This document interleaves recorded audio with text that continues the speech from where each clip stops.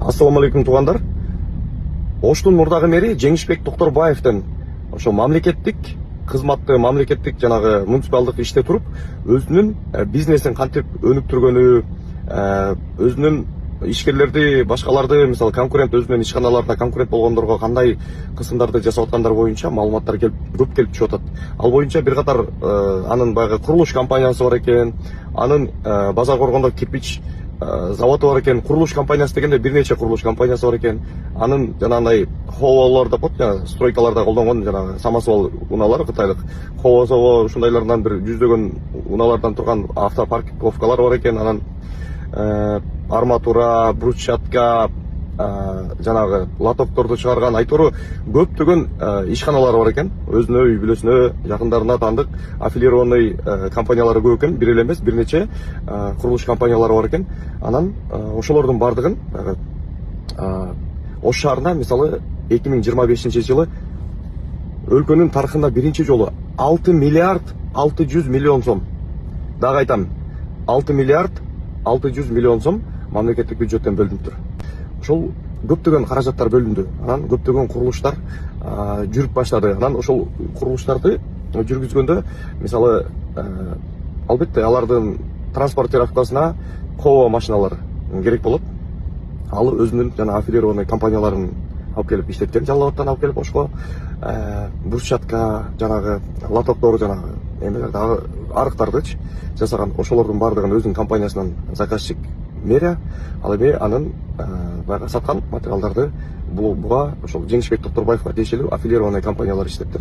Базар коргондогу кирпич заводунан Ошко кирпичтер ташыптыр. Бирок биз билебиз, Ошто бир топ кирпич заводдору, бир топ башка ишканалары бар. Бирок ошого карабастан бул атайын Жалал абадтан өзүнүн ишканасынан чыккан, өзүнө тиешелүү, өзүнүн карамагындагы ишканалардан чыккан бардык материалдарды Оштогу курулуштарга алып келген. Жумушчулардан баштап алып келген деп айтышып атат. Эми анын майда чүйдөсүнө чейин килишпей эле коеюн. Мына ошондой иштер жүрүптүр. Жеңишбек Токторбаев ошол мамлекеттен бөлгөн 6 миллиард 600 миллион сомдун, бул албетте бул өзү жалгыз эмес. Анын классташы муну калкалап турган аябай монстр бийлик эбегейсиз колунда турган Камчыбек Ташиев турган, албетте. Алар балким алардын компаниялары дагы килишкендир. Айтору ушундай кептер, сөздөр, фактылар, маалыматтар көп келип атат магачы. Анан мен айтат элем, президент, урматтуу президент Садыр Жапаров тиешелүү мамлекеттик органдарга тапшырма берип, ушул фактылардын баарын текшерип берсеңиз болбойт. Себеп дегенде мамлекеттен бөлүнгөн акчаны, ушул эбегейсиз акчаны Кыргызстандын тарыхында биринчи жолу ушинтип 6 миллиард 600 миллион сом бөлүнүп атса Ошко, анан ошол жерден бизнес жасаган болуп турган болсо мэр, анда ага кызмат абалынан кыянаттык менен пайдалануу деген сыяктуу баягы беренелер менен кылмыш ишин козгош керек. Ошону тиешелүү органдар тыгыр иликтеп текшерип, адилеттүү баасын берсе деп тилеп кылабыз жана талап кылабыз. Бул бир жагы. Экинчи жагынан ошол эле Токторбаевга жана ошол эле балким Ташиевтерби булар компаньон дешет, Жалал абадтагы көп курулуштарды жасаптыр чогуу. Анан Ошто дагы бир топ жерде ошол жер бош болсо эле баягы курулуштарды баштай берген, курулуш салганга аракет кылган учурлар көп экен. Мисалы азыр ГИКтин үйлөрү деп, бирок 3 жерде ошол Токторбаев жеке менчик көп кубаттуу үйлөрдү, коммерциялык үйлөрдү салып атканы боюнча маалымат келип түштү. Мен ошол маалыматтарды азыр тактап атам. Кайсыл көчөдө, кайсыл имарат түшкөнүн фото, видеолорду алганга аракет кылып атабыз. Ошолордун бардыгы колго тийсе, аны дагы жарыялайбыз. Андан тышкары Ош мэриясынын азыр имаратын билесиздер, Ош облустук жанагы өкмөттүн өкүлчүлүгү, мурда губернатор отурган, анан мэрия отурган имарат бар. Ошол жерде ичи тышы ремонттолуп атыптыр. Тышы бүтөйүн деп калыптыр, ичи дагы деле ремонттолуп, чачылып жаткан экен. Ал жерде дагы көптөгөн кашалар бар экен. Жанагы ишкерлерге мен берем, бергиле деп бирөөдөн 500 миң долларга, 700 миң, 800 миң доллардылап, ар кимден материалдарды, башка нерселерди карызга мэриянын атынан деп Токторбаев өзү ортогунчу болуп алып кое берген экен. Азыр ошол ишкерлер эми азыркы бийлик мэр Жанар Акаевден талап кылып, ошо Токторбаевга бергени жана башка боюнча жүрүшүптүр. Ошол ишкерлердин айрымдары баягы анонимдүү калуу боюнча өздөрү ачыкка чыгысы келбей атат. Белгилүү себептерден улам, себеп дегенде алар ошол жакта ишкерлик кылат, ошол жакта жашайт. Ташиевтерде, Токторбаевтерде акча көп, таасир көп, дагы деле алар мисалы алар боюнча алардан баягы өздөрүнүн жеке коопсуздуктарына байланыштуу ошону жарыялабай эле бирок бул такталган маалыматтар экенин айтышты да. Мына ушул маселелер боюнча дагы азыр Ош шаарынын бийлиги мэри Жанар Акаев жана тиешелүү органдар бул боюнча дагы мындай көпчүлүккө бир комментарий берет деген үмүттөмүн. Ушундай бир топ маселелер бар экен. Анан кээ бир ишкерлердин Союз убагында салынган баягы кафелердин бузталгандары бар экен, дүкөндөрдү бузталган учурлар бар экен. Ошолорду бузуп жанагы өзүнө конкурент көргөн, өзүнүн бизнесине конкурент көргөн ишкерлерге эрегичип артынан түшүп алган, ГКМБ менен коркуткан, каматам деп айтору баягы гестапо болуп калыптыр да. Бул ГКМБ гестапо, баягы фашисттик Германияда гестапо болгонго кыйнамай, коркутмай, үркүтмөй. Бул ошону баягы классташы аякта отурат деген сөз эле. Бардыгын коркутуп, үркүтүп, мен сени каматам, мошенниксиң деп анан буну айтышат. Шизофреник дагы экен, бул элдин алдына чыгып милый көрүнгөнү менен, бирок жеке өзүнө сүйлөшүүгө барганда сөгүп, кагып, оскорблять этип, аябай жаман мамиле кылгандары боюнча дагы ошол ишкерлер айтып атат. 2 жолу жолуктум дейт, 1 жолу жолуктум дейт, 3 жолу жолуктум дейт, бирок жалаң сөгүш уктум, тил уктум.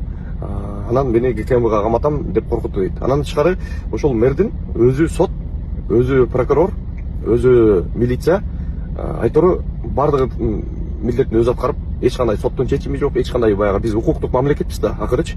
Анан ошол жерде мисалы соттун чечими кыймылсыз мүлк, жеке мүлк дегенде мындай чечимдер бар да, бирок ошолорго карабастан эле бардыгын эле мындай өзү эле сот болуп, өзү эле прокурор болуп, чечимдер чыгарып, ташаны чалып, көп имараттарды бузуп алыптыр. Анан алар азыр баягы мыйзамдар боюнча мамлекеттен компенсация талап кылат экен. Анан ошол компенсациялар төлөнүлө экен. Эми анын бардыгы кийинки мэр Жанар Акаевдин жана анын командасынын мойнунда калып атат албетте. Бул боюнча дагы маалыматтарды кененирээк чыгарат деген ойдомун. Ушундай бир топ фактылар бар экен. Толгон фактылар.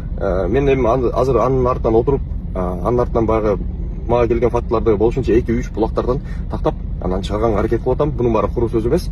Мунун баары бир нече жактардан келген маалыматтардын негизинде анан чыгарып атам. Мага келген маалыматтар көп аябай. Мен анын бир 15-20% эле чыгарып атам. Эгерде келген маалыматты келгенде чыгарып бере турган болсом, бул жерде баягы так болбой калышы мүмкүн деп анан чыгарбай элем да, тактап аракет кылып, анан ошондон улам кээ бир жерлерде баягы убакыт көпкө созулуп кетип атат да. Мен өзүм ишим бул Америкада трагайдайм. Өзүм эч кандай мисалы кээ бирлер айтып калышат, заказ аткарат, анан андай мындай депчи. Мен өзүмдү тапканым өзүмө жетет. Үй бүлөмдү бакканга, адал эмгек менен балдарымды адал тамак бергенге аракет кылам. Мамлекеттиктен же болбосо бир мансапты, бийликти, бир кызматты суранган мен жок. Мен себептен мен бул жактамын. Экинчиден, ошол кимдир бирөөнүн майда чүйдө тыйын тыпырына дагы муктаж эмесмин. Ошол нерсени тактап айтып койгум келет. Мени тааныбагандар баягы анча-мынча фейктер, ар нерсе комментарий жазып атат. Мен анын баарына жооп бергенге менде убакыт жок. Себеп дегенде мен 10 саат, 15 сааттап жолдо жүрөм, жүк ташыйм. Ошон менен Кудайга шүгүр тирилик кылып атабыз. Бул жакта ошол кичинекей майда ишкерлигибиз бар, ошол менен алектенип атабыз да. Анан мен баягы мамлекет жеке ишкерлерди колдош керек. Ошо азыр президент жанагы министрлер кабинетинин төрагасы өткөндө айтпады, Ошто инвестициялык климат баягы 44%га чейин төмөндөп кеткен, ишкерлердин көбү Оштон баягы ишкерлик кылгандан коркуп калган деп, анан жеке менчик бул конституция менен корголгон нерсе да. Мисалы адам жеке менчикти бул ошо конституцияда коргош керек, мамлекет коргош керек. Аны каалаган эле мэр болуп же башка болуп эле бийлигинен пайдаланып бузуп салбаш керек. Ал жерде сот жана башка териштирүү иштери жүрүш керек. Анан акыйкат чечилиш керек.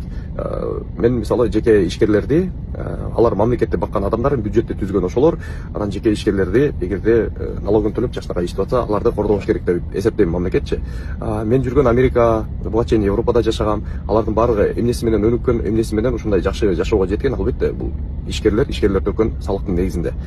Биз ишкерлерди жаман көрүп, байларды жаман көрбөстөн, биз алардын эл баккан, ошо элдерге жумуш орун түзгөн адамдар катары биз сыйлашыбыз керек.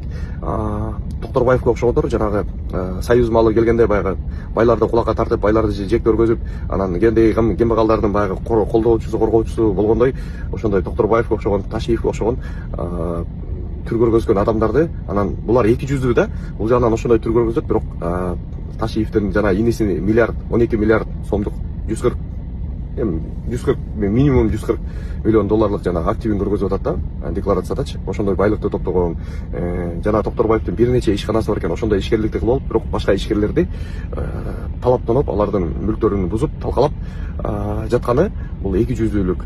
Бул калп эле карапайым элге жакын болгон болуп, бирок өздөрү тияктан акчаны жасап, башка ишкерлерди төөлөп тепсегени бул эки жүздүүлүк.